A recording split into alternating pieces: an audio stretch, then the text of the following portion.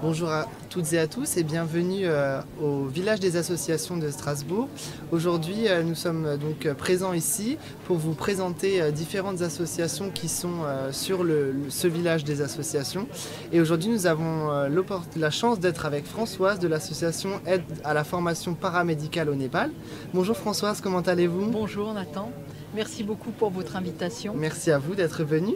Est-ce que vous pouvez un peu nous parler de votre association? Oui, c'est une association qui a été créée en 1992 par des médecins strasbourgeois qui, à la suite d'un séjour au Népal, avaient envie de faire quelque chose pour le pays parce qu'ils s'étaient rendus compte que les infrastructures sanitaires étaient vraiment très déficientes. Et l'idée, ça a été de financer des bourses d'études pour des jeunes Népalais originaires de régions reculées et motivés pour y retourner y travailler une fois leurs études finies, afin que le personnel des dispensaires reste sur place. En effet, moi-même, j'ai travaillé 2 ans au Népal, en 1985 et en 1989, et dans le dispensaire de Tatopani, avec une autre association qui s'appelait Aide médicale et sanitaire. Et le gros problème auquel nous étions confrontés, c'était l'absentéisme du personnel des dispensaires.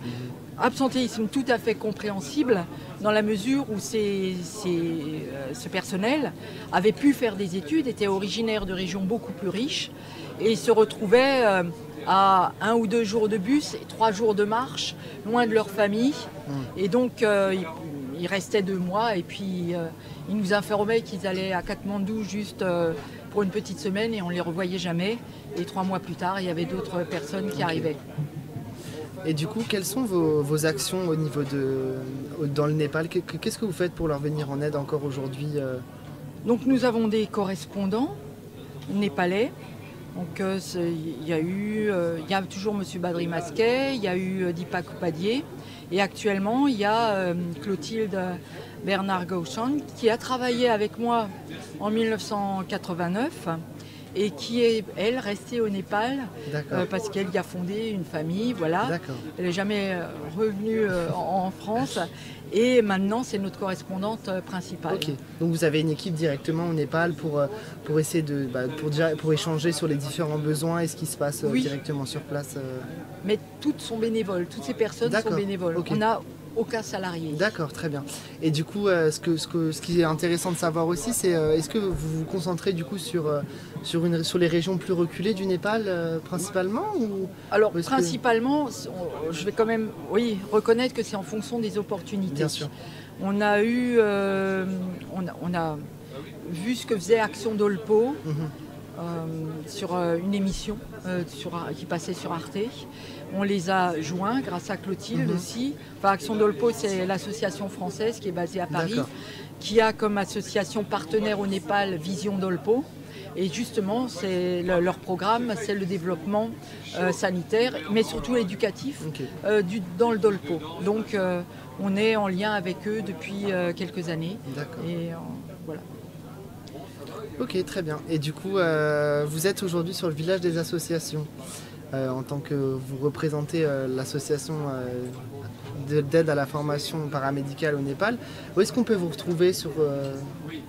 Alors nous avons un site qui a été créé d'ailleurs par quelqu'un qui travaillait à Humanis, Éric Vinel, qui est maintenant informaticien, enfin qui s'occupe de sites et qui nous a fait le site en 2004 et qui depuis nous suit. D'accord, donc vous avez un site internet où on peut retrouver vos informations. Oui, afpn.fr.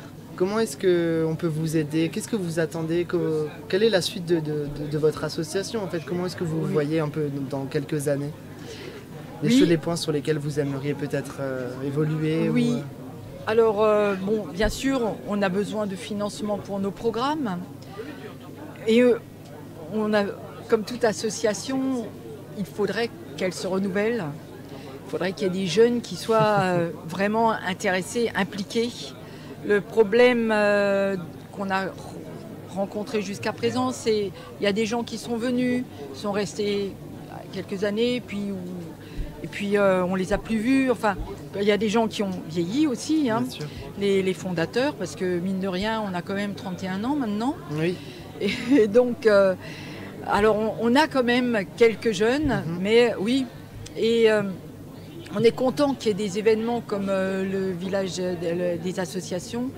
On est aussi content, le village du partage, la rentrée des associations, le village du partage, le forum humanitaire, parce que c'est des événements sur lesquels on peut se retrouver en France, puisque notre programme est quand même très éloigné, des gens qui ne sont jamais allés au Népal, on ne voit pas vraiment pourquoi ils iraient s'impliquer dans notre association. C'est important pour se faire connaître. Parce qu'en même temps, on n'en voit pas d'expatriés, et quand on va au Népal, c'est pas aux frais de l'association, ça serait pas possible, ça serait beaucoup trop coûteux pour l'association. Tous les sous qui sont donnés pour les programmes au Népal vont au Népal. Oui. Et donc on voyage sur nos propres frais, c'est nos vacances, quoi. Ok, très bien. Eh ben, je vous remercie pour votre intervention. Merci d'avoir répondu à nos questions. Et voilà, n'hésitez pas, s'il y a des bénévoles qui souhaitent rejoindre l'association, ils ont besoin de gens dynamiques et motivés. Donc voilà, n'hésitez pas à vous renseigner. Et merci d'être intervenu. Merci beaucoup à vous. Merci de nous avoir donné l'occasion de pouvoir Avec plaisir. nous exprimer. Bonne journée. Merci de même.